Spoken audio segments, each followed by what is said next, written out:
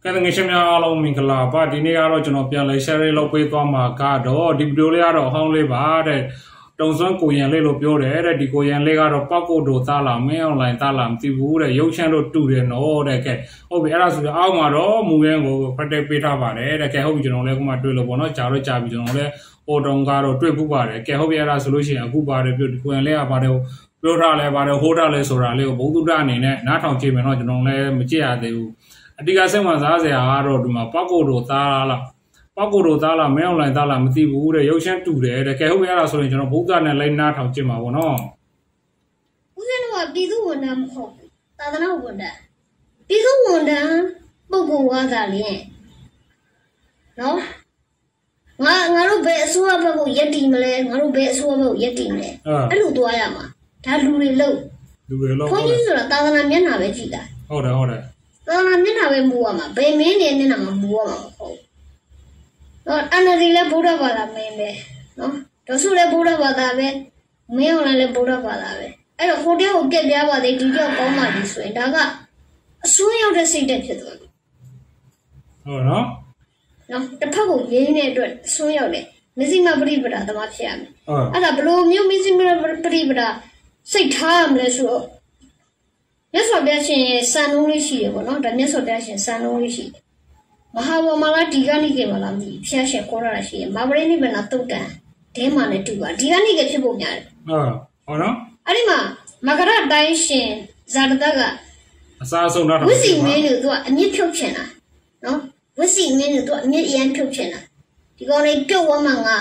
မကရတိုင်းယူချဲလို့ရမယ်ငါ့ရဲ့အနာစကြီးကရရှိတည်နေမယ်နောက်ဆုံးငါ့အနာစကိုဒီဝစီမင်းနဲ့ခဏခဏထိပါနေတယ်အဲ့တော့အဇာတတကဘာတွေးလဲဆိုတော့ဒီဝစီမင်းကစီးလုံးတဲ့အတွက်ငါတော်လုံးနဲ့ဖြိုဖျက်လို့မရဘူးသူ့ရဲ့အဖွဲ့ကြီးကအရန်ကြီးမားတယ်သူ့ရဲ့အာဏာကအရန်ကျယ်ပြန့်တယ်အဲ့တော့ဒီပုံကိုယ်တွေကဖြိုခွင်းနေတဲ့ခက်စီးခြင်းတယ်ဒါပေမဲ့သူကနည်းနည်းစဉ်းစားလို့မတတ်ဘူးအဲ့တော့မြတ်စွာဘုရားရှင်အလုံးစုံသိတဲ့ပုဂ္ဂိုလ်ဆိုတော့သူကဒီဝဒကsorry ဟိုကနော်အဇာတတကသိထားတော့သူ့ရဲ့အမတ်ဖြစ်တဲ့ဝိသကာရကိုဘုရားရှင်မှာအခုကလူတွေပေါ့လေခုကလူတွေလို့ပေါ့ဘုန်းကြီးကြောင်းသွားပြီးတော့ပစ္စည်းလေးပေးပြီးရှင်များဟိုအစိုးရတန်ခါနိုင်ကတွေခိုင်းတယ်လို့ပေါ့လေရှင်များတို့ဓာတ်ထူတယ်နော်တို့ဘာလေးတော့ပြန်ဆောင်ရွက်ပေးပါဘလို့ကျင်ညာချက်လေးထုတ်ပေးပါအဲ့ဒီလိုမျိုးပေါ့လေအဲ့တော့အဲ့လိုမျိုးဖျားရှင်စီသွားပြီးရှ िख ိုးကတော့နော်ပူဇော်လူတန်းပြီးတော့မှမြတ်စွာဘုရားကိုဝတ္တကာရကဘာပြောလဲဆိုတော့အရှင်မြတ်ဝစီတိုင်းသားတွေပျက်စီးဖို့သူကလမ်းကြောင်းခင်းတယ်ဟုတ်နော်ဝစီတိုင်းသားတွေဘလို့ဖြိုခွင်းရမှာလဲမြတ်စွာဘုရားရှင်ကသူတော်ကောင်းလို့မြည်သူတော်ကပြက်ပြားကြောင်းပျက်စီးကြောင်းဘယ်တော့မှမပြောမှတ်အဲ့ဒါနော်ပိန်းတယ်လို့တချို့တွေပြောနီဘိန်းလို့ခေါ်ကြတယ်နော်နီဘိန်းနီနော်လာတော့အခုမှအဓိကလိုရင်းကိုရောက်တော့နော်ဘိန်းလို့ခေါ်ကြတယ်ဒါပေမဲ့ဟုတ်တယ်တကယ်လည်းပိန်းတယ်ဘာသာရေးမြင်နဲ့ကြည့်ရင်အနာဒီကပုံတော်တော်များများနဲ့တုံညဆင်မရှိတယ်အနာဒီကပေါ့ပုံများကတော့တုံညဆင်ပဲရှိတယ်ဆိုတော့နော်မူဂျိုဆင်မရှိတယ်မူဂျိုတော့မှမဟုတ်သေးပါဘူးမူဂျိုနော်ဟိုကာကြီးခါကိုကျင့်ကစားအရွယ်လောက်ပဲရှိသေးတယ်နော်ဘာသာရေးမြင်နဲ့ပတ်သက်လို့ NLD ကလူတွေတော်တော်များများ3ရဆင့်ပဲရှိတယ်0ဆင့်ပဲရှိတယ်အဲ့တော့ဒီဝဇာကရပုံကမြတ်စွာဘုရားအဲ့လိုစိတ်နဲ့တော့မိတာနော်ဝစီတိုင်းသားတွေဖြိုခွဲဖြတ်စည်းဖို့တပည့်တော်ဘလူနီလာနဲ့တောရမလဲဖေအဲ့လိုမျိုးစိတ်နဲ့တော့မိတာအဲ့တော့သူတို့ကောင်းတို့မြည်ဒီမှာဘယ်တော့မှသူများပျက်စီးကြောင်ဘယ်တော့မှမပြောဘူးကြံမတွေးဘူးဒါသူတို့ကောင်းတွေအလုပ်ပဲအဲ့ဒါလေးကောင်းနဲ့ထည့်တာလို့လို့ရနော်အစင်ဆိုးကခုနလိုပေါ့နော်ဒီ is ခရီးဘာသာရေးကောင်းဆုံးဆင်လာရှင်ကြောက်ဆုံးမှုအတွက်သူကဝိပဿနာဆူတောင်းတယ်တေဝါတဲ့လူတွေကိုဝိပဿနာဆူတောင်းပေးတယ်ကောင်းရမှာရောက်ပြီနော်အဲ့တော့ဘုန်းကြီးတွေကအဲ့လိုစိတ်ထဲမှာမွေးရဘူးနော်အဲ့ဒါလေးတော့ခွဲခြားနားမလဲတဲ့အဆင့်လေးနဲ့ဘုန်းကြီးတွေကိုလည်းနဲ့ကွန်ပလိတ်မတက်နဲ့နော်ဘယ်လိုပြောမလဲနဲ့ဘုန်းကြီးတွေဘက်ကတော့တွေးမှာပေါ့ဒီပုံကိုအုံတော့မရှိဘူးတုံညဆင်မရှိနေဘိန်းပေါ့နော်အန်ရီဘက်ကလူသူတို့ဘက်မရက်တီလို့ရှင်ဘာဖြစ်လဲဘုန်းကြီးကကတော့လို့ပြောတယ်ရက်တင်ဒါမှငါတို့ဖုံဒါတော်များများတွေ့ရတယ်ပေါ့နော်ဒါမဲ့ဦးစင်းတို့ NLD လည်းမဟုတ် USCB လည်းမဟုတ်ဘူး ဦးဇင်းတို့ဖျားသားတော့ပဲဖျားသားတော့ဖြစ်တဲ့အတွက်ဖျားသားတော့ဘက်ကထင်ရင်ဖျားသားတော့ဘက်ကနားတယ်အဲ့တော့အခုလိုရှင်းပြနေပဲဖြစ်တယ်နော်အဲ့လိုမျိုးဘုရားကတော့မြတ်စွာဘုရားကိုမေးတယ်မြတ်စွာဘုရားရှင်ကမပြောဘူးဒါပေမဲ့ဘုရားရှင်ကဘာပြောလဲဆိုတော့ရှင်အနန္ဒာအချိန်မှာဘုရားရှင်ကိုနွေရာသီဖြစ်တဲ့တော့ပူလို့ရက်ခတ်ပေးနေတယ်အမမြတ်စွာဘုရားရှင်ကသူတို့အပြစ်စီရမဟုတ်ဘူးရှင်အနန္ဒာကိုဘလို့ပြောလဲဆိုတော့သူဝတ္တကာတော့သူမပြောတော့မြတ်စွာဘုရားဝတ္တကာတော့မပြောတော့ဘူးဝတ္တကာကသူတို့ကောင်းတွေဘလို့စကားပြောမယ်ဆိုတော့ကောင်းကောင်းနားမလဲတဲ့ညီဘေးအစ်စ်မရှိတော့နော်ညီဘေးအစ်စ်မရှိတော့ဝတ္တကာတော့မြတ်စွာဘုရားဖတ်မလို့တော့အာနန္ဒာကိုထည့်ပြောတယ်အာနန္ဒာဝိစီတိုင်းကားတွေညီညွတ်နေတဲ့ကာလပတ်လို့ဘယ်သူမှတိုက်ခဲ့လို့မရဘူးဒါစသည်ဖြင့်ရာဇအပရိခာနိယတုတ်တော်အာနန္ဒာကိုမြတ်စွာဘုရားရှင်ကဟောကြားလိုက်တယ်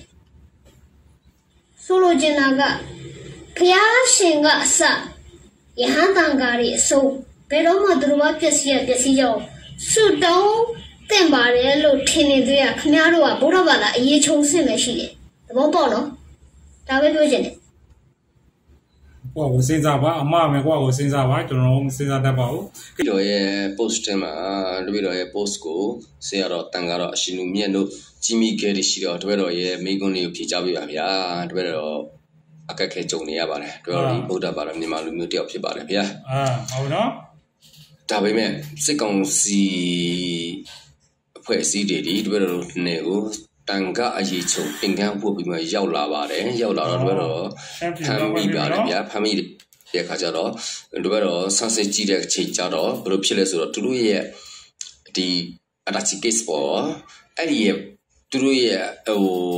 အဝတ်တက်တာထဲမှာစစ်ဝတ်စုံ uniform တက်ကြကြီးပေါ့ဗျာ3ရက်နဲ့တပည့်တော်တွေ့ရှိရပါတယ်တန်ကအရေးခြုံထားပဲဒါပေမဲ့တော့တန်ကအရေးခြုံနေဆိုအခုတော့မြင်ကိုတွေ့အနေနဲ့တန်ကအရေးခြုံလို့ဆိုလို့ရပါတယ်အမတင်ကန်းမို့တော့တူအပေါ်မှာပြုလုပ်တစုံတရာပြုလုပ်ခဲ့ရရှိတော့တပည့်တော်မှာဘယ်လိုအပြစ်ဒဏ်မျိုးကြောက်ရောက်နိုင်ပါသလဲဗျာဒီတော့အခုမေးခွန်းလေးကိုတပည့်တော် post ကိုကြည့်ပြီးတဲ့တန်ကတော့အရှင်လူမြတ်များဖိချာမိန့်ကြပေးစီလိုပါတယ်ဗျာပြောတော့ဗုဒ္ဓဘာသာမြန်မာလူမျိုးတယောက်ပြင်စာနန္ဒိယကံကထိုင်မှလည်းတော့ကြောက်ပါတယ်ဗျတေလီမတက်ကြောက်ပါတယ်ရေလူပြည့်တဲ့ကြည်တောင်းကိုတပည့်တော်မကြောက်ပါဘူးဒါပေမဲ့အဲ့ဒီပြင်စာနန္ဒိယကံထိုင်မှတော့ကြောက်ပါတယ်သူတို့ဒီတိမ်မဝင်ဘဲနဲ့တိမ်မဝင်တိတ်မတင်ဘဲနဲ့ရဟန်းတန်ခါဖြစ်နေတယ်တင်ဝါမဦးစံတော့တန်ခါတော့ဖြစ်တာပေါ့နော်အဲ့တော့တပည့်တော်အနေနဲ့ဘယ်လိုဆုံးဖြတ်ရမလဲဘယ်လိုဆောင်ရွက်ရမလဲဆိုတော့မဝေခွဲနိုင်ပါဘူးဗျဘာလို့ဆိုတော့တပည့်တော်ဒီဗုဒ္ဓဘာသာအနွယ်ဝင်ပမာလူမျိုးတယောက်ဖြစ်နေတာကြောင့်မို့ပါဗျအဲ့တော့ဒီ post ကိုကြည့်မိတဲ့တန်ကတော့အရှင်လူမြတ်များဗျာတပည့်တော်ကိုမိန့်ကြားပေးတော်မူပါလက်ရှိမှာတော့တပည့်တော်တို့ခဏတာတပည့်တော်တို့နဲ့တန်းလူရည်လူထားပါတယ်ဗျာလက်ရှိကတော့တပည့်တော်ဘာမှမလုပ်ရဘူးဗျာဘာလို့ဆိုတော့သင်္ကန်းဝတ်ထားတာဖြစ်နေတာကြောင့်မို့ပါဗျာအဲ့တဲ့အခါကျတော့သူတို့မှာတနတ်ပါတယ်ပြီးတော့ဘယ်လိုပြောမလဲဒီစစ်ဝတ်စစ်စားတွေပါတယ်လက်ရှိမှာခြုံလွှမ်းထားတော့တန်ခါသင်္ကန်းဖြစ်နေတာကြောင့်မို့သူဒီတန်ခါအစစ်မဟုတ်ခဲ့ရင်တော့မှတို့မှလုတ်ပိုင်ခွင့်ရှိကြလားလုတ်ပိုင်ခွင့်မရှိဘူးလားသူကသိမသိလို့မေးတာပေါ့နော်အဲ့တော့မှမေးထားတာပါဝန်ချလို့ရပါတယ်နော်အဲ့မှာ ID နံပါတ်ရှိပါတယ်တန်ခါအစစ်ဖြစ်ခင်ရောတို့လုတ်ပိုင်ခွင့်ရှိတယ်လုတ်ပိုင်ခွင့်မရှိဘူးလားတန်ခါအစစ်ကတော့မဖြစ်နိုင်ပါဘူးဗျဘာကြောင့်ဆိုတော့ဒီ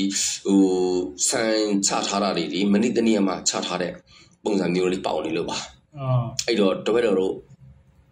ဒီလိုတစ်ခုလှုပ်ခဲ့တယ်ဆိုဘယ်လိုအခုလိုကံမျိုးများထိုက်ရောက်မလဲလို့တို့တော့ပို့ဆုံးကိုကြည်မိတဲ့ဆရာတော်တန်ကတော့အရှင်မြတ်များတပည့်တော်ကိုမိန့်ကြားပေးတော်မူပါဗျ